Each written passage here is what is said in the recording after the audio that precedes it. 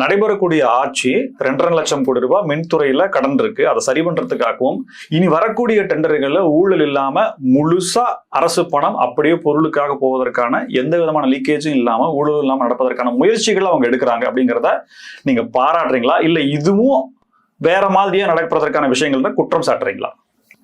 ராம்சு, நாட்டுக்கு நல்லது அப்படின்னா சந்தோஷப்படுறது நாமளா தான் இருக்கும். இப்ப 2.5 லட்சம் 2.65 என்னவோ சொல்லியிருக்காரு நிர்மல்குமார் அவர்கள். இப்ப திமுக ஐடி விங்ல இருந்து இல்ல 1.26 சம்திங் ஏதோ ஒன்று இது பண்ணியிருக்காங்க. சிஏஜி ஆடிட் 21 அதாவது அவங்க ஒன்னு சொல்லியிருக்காங்க. அதாவது 2011 அவங்க போகும்போது இந்த மின்துறையுடைய கடன் எவ்வளவு இருந்தது, அது ஒரு சில 20,000 சம்திங் எவ்வளவுதான். 2021 பதவி ஏற்கும் போது அது 1.26 ஏதோ சம்திங் இருந்தது. 26 போகும்போதும் அதே அமௌண்ட் தான் இருந்தது. 2.5 லட்சம் கோடின்றது தவறு அப்படின்னு அவங்க சொல்லியிருக்காங்க. பட் இவங்க எந்த ஃபிகரை வச்சுட்டு அந்த 2.5 லட்சம் கோடின்னு சொன்னாங்க அப்படின்றது நமக்கு தெரியல. ஒடுங்க 10 லட்சம் கோடி கடன் அப்படின்றது நமக்கு தெரியும். அதுல ஒரு 1 லட்சம் வித்தியாசத்தினால என்ன பெருசா ஆயிட போகுது? தலைக்கு மேல போயிடுச்சு. அதுக்கு மேல ஜான் போனாலும் என்ன, முழம் போனாலும் என்ன, அந்த நிலைமையில தான் நாம இருக்கோம்.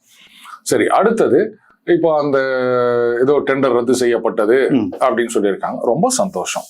இதெல்லாம் முன்னாடியே பண்ணியிருக்கணும். ரைட், இப்போதான் பொறுப்பேற்றுக் கொண்டிருக்கின்றார், அதனால பண்ணியிருக்காரு அப்படின்னு சொல்லலாம். ஏன்னா அந்த டிரான்ஸ்ஃபார்மர் அது சிபிஐயிடம் ஒப்படைக்கப்பட்டிருக்கின்றது. அது சம்பந்தப்பட்ட யாரோ ஒரு அதிகாரியை சஸ்பெண்ட் பண்ணியிருக்காங்க அப்படின்னும் சொல்லியிருக்காங்க. Right, very good. நான் இதெல்லாம் தப்பே சொல்ல மாட்டேன். இன்னும் கடுமையாக நடவடிக்கை எடுக்க வேண்டும். அதே மாதிரிதான் அந்த வண்டிகள் வாங்கினதுல ஊழல் நடந்திருந்தது, அதிகமான காசுக்கு வாங்கினாங்கன்னு சொன்னா கொஞ்சம் கூட தயவுதாட்சியமே பார்க்காம முதல்ல அந்த அதிகாரிகளை நீங்க சஸ்பெண்ட் பண்ணுங்க.